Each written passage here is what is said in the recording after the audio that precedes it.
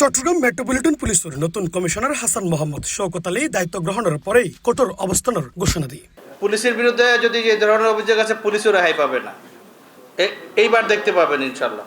আজিয়ে এপ্রিলের 2 তারিখ বিকেলে সিএমপির মিডিয়া সেন্টারত সাংবাদিকলৈ এক মত বিনিময় সভা হয়। নগরীত চুরি চিন্তায়, ডাহাতি ও চাঁদাবাজি এবং মাদক সংক্রান্ত অপরাধের বিরুদ্ধে থাকবে জিরো টলারেন্স। যেটি মেসেজ দিতে চাই নগরবাসীকে এবং আপনাদেরকেও যেটি মেসেজ দিতে চাই, আমাদের কর্মপন্থার মধ্যে প্রথমেই থাকবে একটি চাঁদাবাজ মুক্ত সমাজ উপহার দেওয়া, নগরবাসীকে একটি চাঁদাবাজ মুক্ত সমাজ উপহার দেওয়া এবং মাদক মুক্ত নগরী গড়ে তোলা। মাদক এবং চাঁদাবাজ আমাদের জিরো টলারেন্স।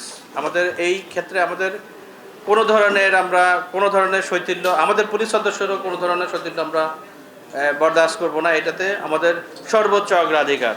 এছাড়াও তাই হয় সিএমপি অপরাধ দমনে সর্বোচ্চ কঠোরতা অবলম্বন করব এবং হনদরণের ছাড় দেওয়া অপরাধের বিরুদ্ধে নিয়মিত অভিযান পরিচালনা করব। এরপরে চুরি ছিনতাই সহ অন্যান্য যেগুলো অপরাধ আছে সেটি নিরসনে, সেগুলো অপরাধ দমনে আমরা নিরলসভাবে কাজ করে যাব। সন্ত্রাস দমন, অবৈধ অস্ত্র উদ্ধার এবং সন্ত্রাসীদের গ্রেপ্তারে বিশেষ অভিযান পরিচালিত হবে।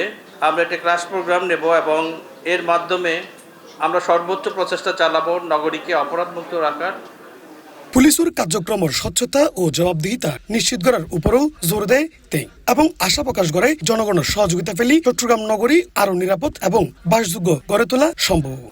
অপরাধ দমন এবং সুন্দর নগর জীবন নগরবাসীকে উপহার দেওয়ার ক্ষেত্রে পুলিশের যেমন ভূমিকা রয়েছে, আমি নগরবাসী সহ আপনারা যারা আমার সাংবাদিক ভাই বোনেরা এখানে আছেন, আমি আপনাদের সবার সর্বাত্মক সহযোগিতা কামনা করছি।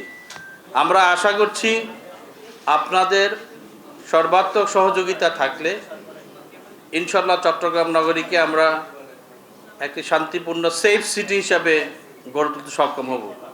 সবাইকে ধন্যবাদ। C+ চট্টগ্রাম।